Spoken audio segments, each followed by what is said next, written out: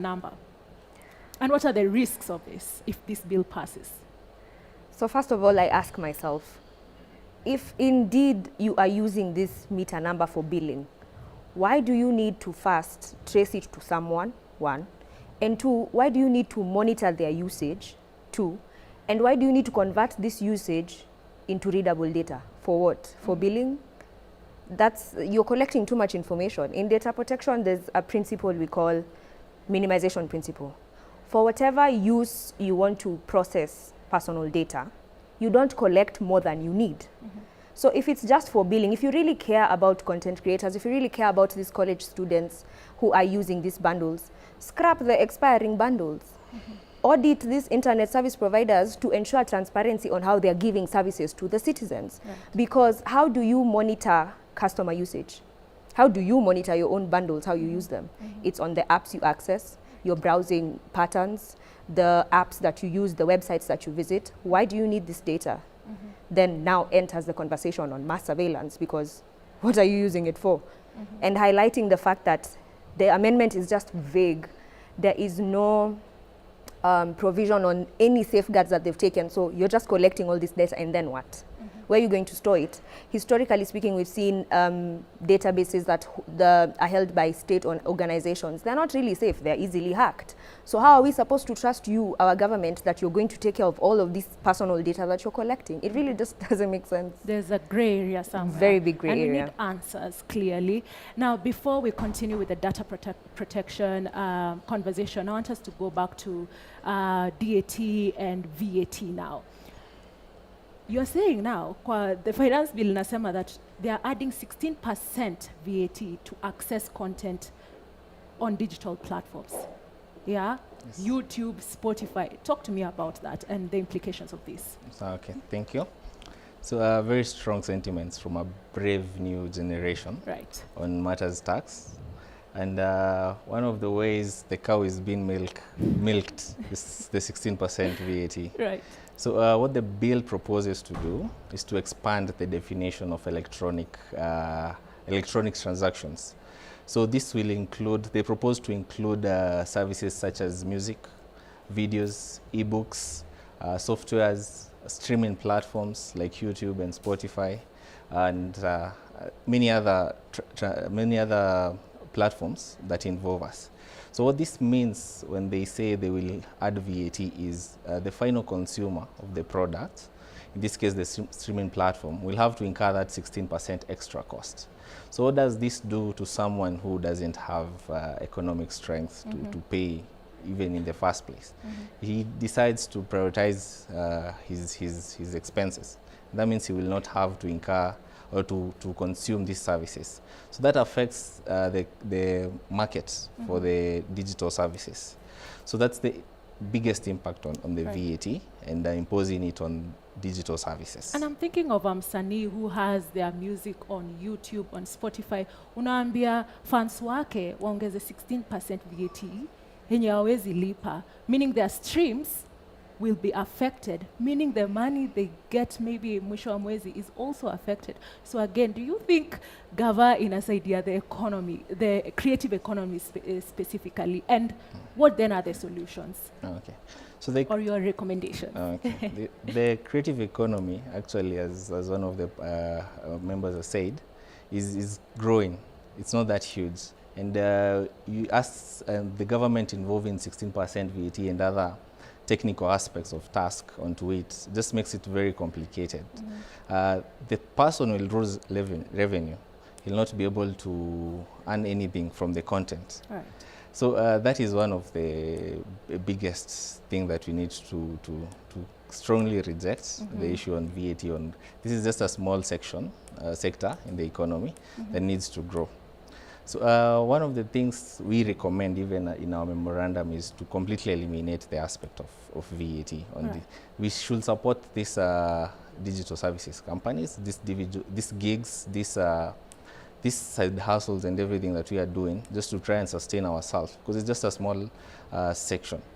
So that is one of the biggest proposals that they can do. And to try and support us, they just completely don't involve VAT or any other major taxes on some of these services. Okay. They should target corporate organizations, target wealthy. Themselves, they're even wealthy, but they're just trying to get to milk the cow Yes. to death now. Clearly, Yes. feed it fast. Yes. Thank you. And bado tukiongelelea tax and now privacy being infringed. Yes. KRA.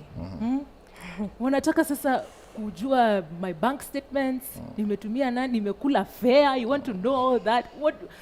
Why is this happening? And what are the risks again of this? So personal opinion is it's the public that these people were shopping for spy software.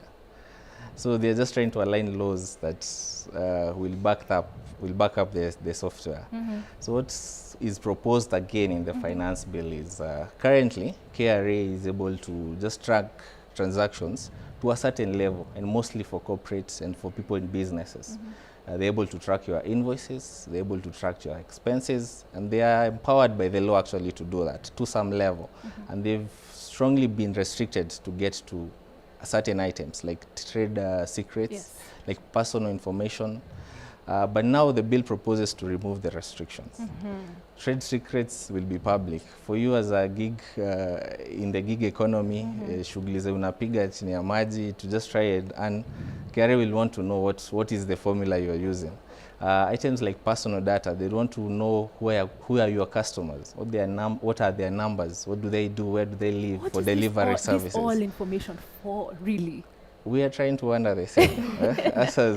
As experts, we are trying to wonder what are they trying to achieve on this. They should just remain to values and transactions that involve money. Personal data has nothing to do with income, has nothing to do with expenditure, has nothing to do with tax. So according to you, there might be some hidden agendas? Yes. Okay. Your words, not mine.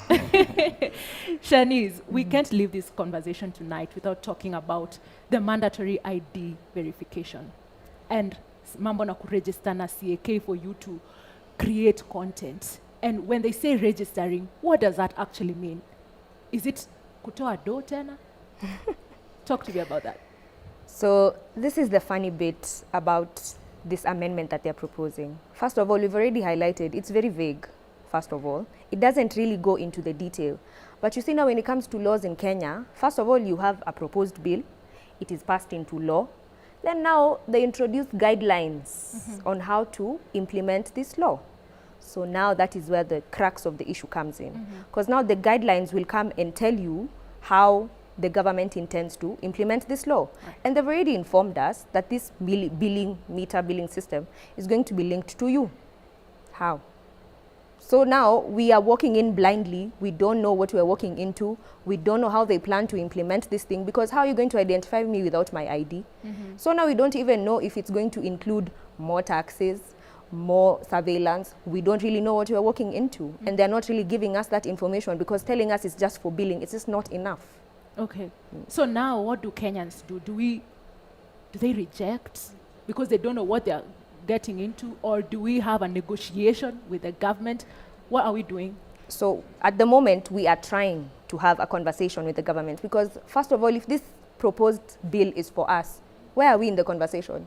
Where are the content creators in the conversation? Where are the students in the conversation that you're trying to cater for their needs? You didn't even bring them to the table from the first place. So the most we can do at this point is public participation.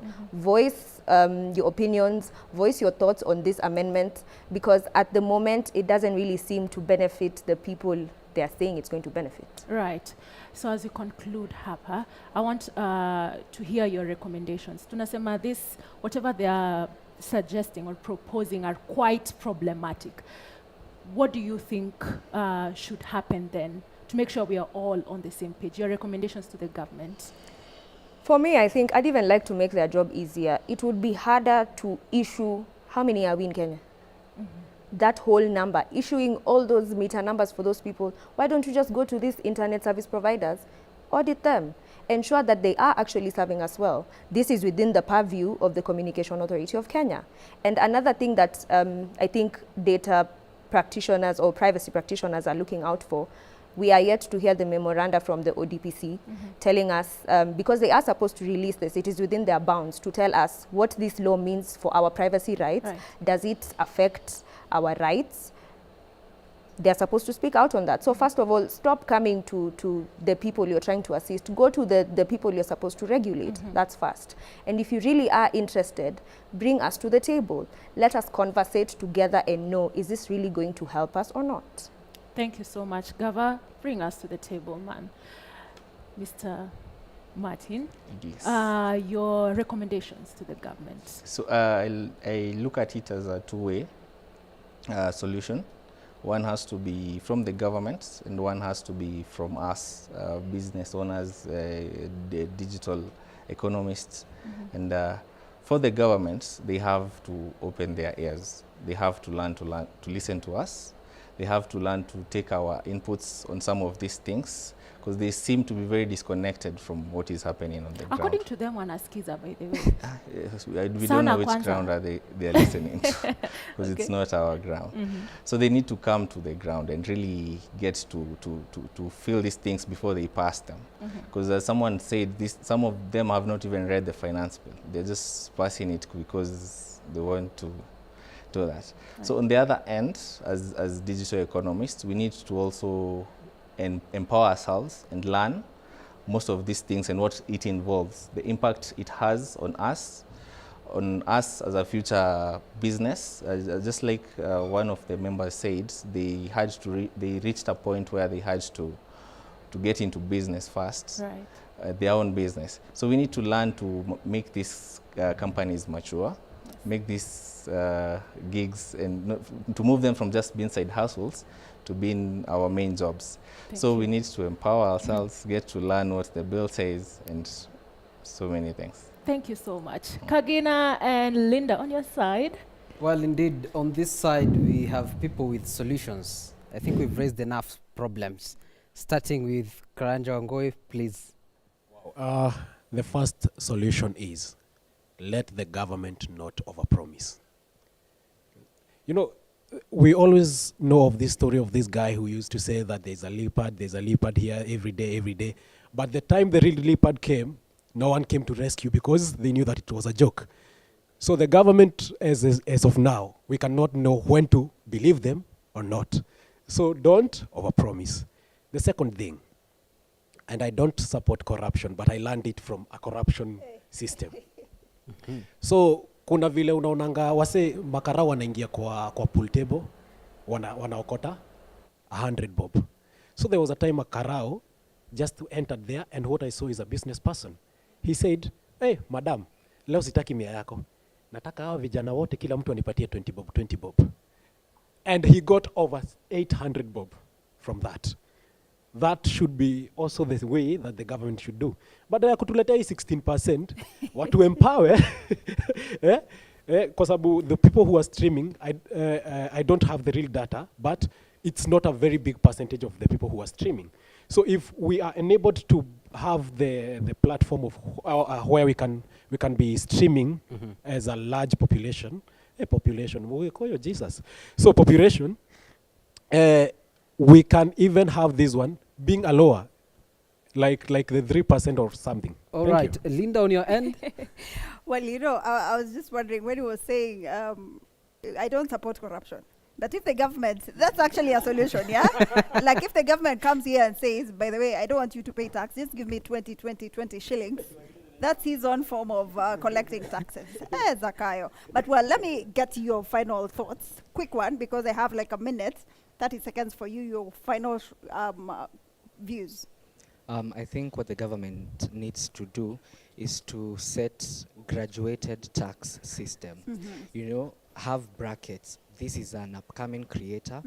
This is a micro creator. This creator earns this amount of money every month. And this creator is not able to earn a certain amount of money. So by that, they will be able to know who is is supposed to pay what. If there should be differences. Kusikwe na just one in here. Blankets. An umbrella covering all the creators. Yes. It should be with brackets so that the upcoming creators don't feel disappointed or discouraged to start content creation. Thank you, Kiragu. Your quick final feedback as well. Thank you. Given that Yes. you have been in the industry for that long, we have seen people like you being put in government positions, but they let the content creators down. From where you sit, what would you propose that can work? I would propose simply, number one, let the government tell us or else show us what they are going to do with those taxes that they are going to tax us. And they should in fact do it before they tax, so that we see it's working, then they can come for the taxes. Number two, Yeah. this is my own opinion. I think that all the issue of the data breaching, like what people feel about that bill, Yeah. plus also these taxes have been that have been introduced in our creative industry. I think, according to me, it's a tactic by the government to kind of suppress this vibrantly growing digital content Yeah. creation. To scare them away. Yes, that is becoming unmanageable. Yeah. And I will say it, and everybody knows, that 80% of it is against the government. Are you managed? Do you think this can manage you? So I think these taxes and all that, of course, it will impact. It will Yeah. have an impact, a negative impact on the content creation. It will slow it down. Yeah. That is a fact. According to me, it's a tactic. So gava, wacheni kushtuka, tulieni, tutawapenda siku moja na tutawasaidia na hiyo social media, mnajaribu kufinya. Thank Ama you. ni aje? Yeah, Hapo absolutely. sawa, thank you. All of them agree with you. Do you think the government should also provide incentives, even as we are closing this? I think the government should understand because there are people in government that have been on the content creating side, so they understand how the content creators are struggling to even make one content on Nini. So I think they have to first ensure that these people are getting what Yeah. are getting enough, so they can tax them. So there was even a problem, Yeah. but for a solution, content creators are getting deals with companies, Yeah. but are not getting paid. So I was wondering what's the government doing to make sure that these content creators, if they are going to have a brand or they're going to have Yes. someone going to give them a gig, Yeah. So Make there are sure no they're going to be set paid. rules and structures. Yeah. Well, okay. Let's get final feedback as well from your end, Kagina. We have the microphone right there with Saisi. I'll ask you to summarize one Okay. solution. Summarize. If you want to know a people, you look at their art, their music, their film, their story. I feel like instead of milking them dry, let's make sure the structures we are speaking of, cultural centers, libraries, museums, all these things. If you go outside of Nairobi, just getting a professional theater space, there are not many. In fact, even in Nairobi itself, there are not many.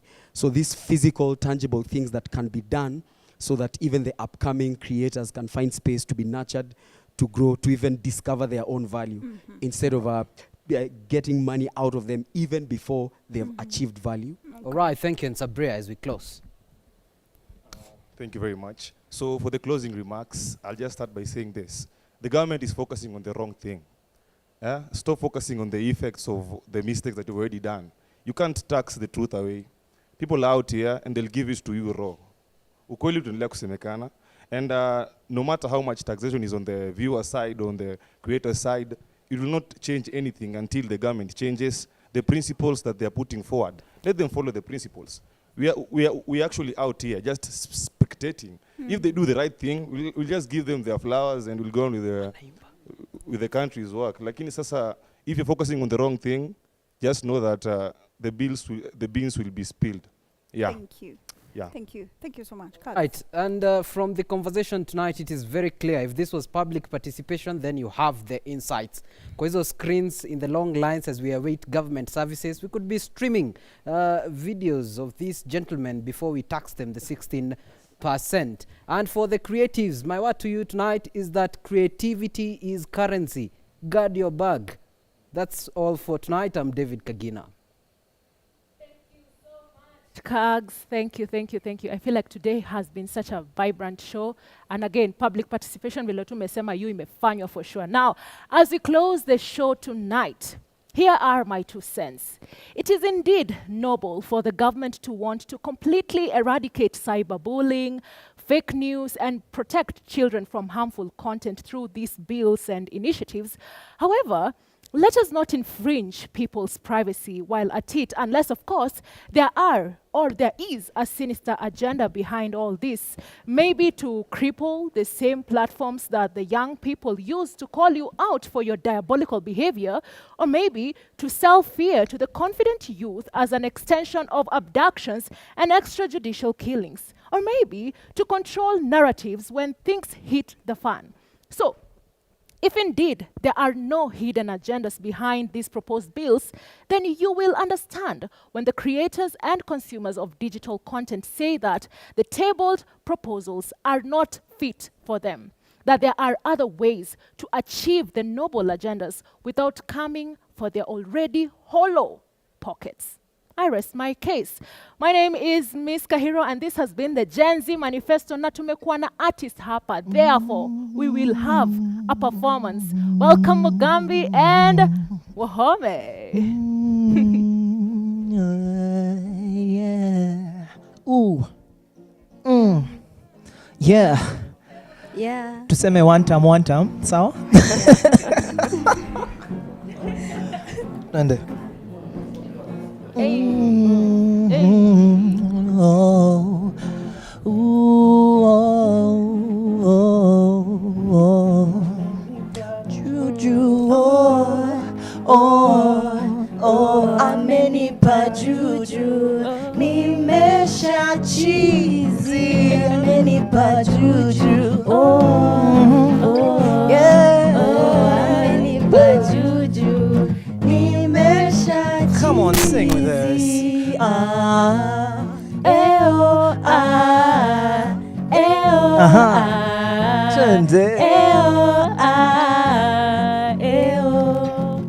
Commit a crime and I'll be your defender. Overpower me so that I surrender. Ooh, I wish I could be your saliva, so that I could taste your lips. Whatever. I envy your hipster, vile imekushika kwama. Limanzi umebarikiwa, no maana mimi naimba. Hallelujah. Nikikuwaza, nasinzia nikikuwaza, ila siku ya kalenda. Nasinzia nikikuwaza, nasinzia nikikuwaza, nasinzia nikikuwaza, ila siku ya kalenda.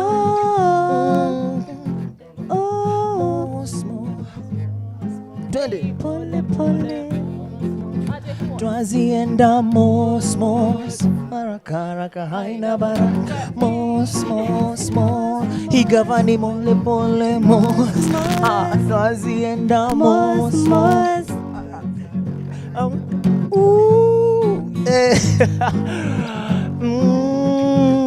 sema shika. I need to hear a response. Come on. Shika. Twende. Shika. Ooh, shika.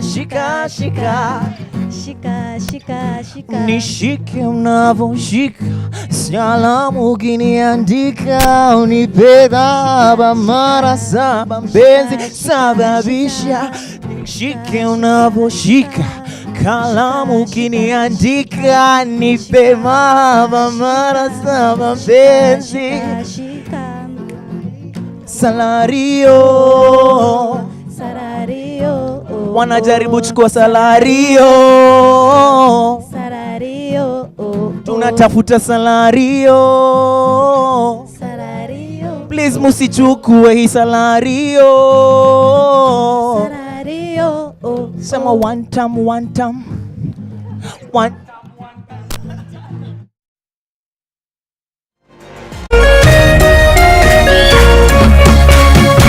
Kameme TV, Muthegi wa Rũrĩrĩ.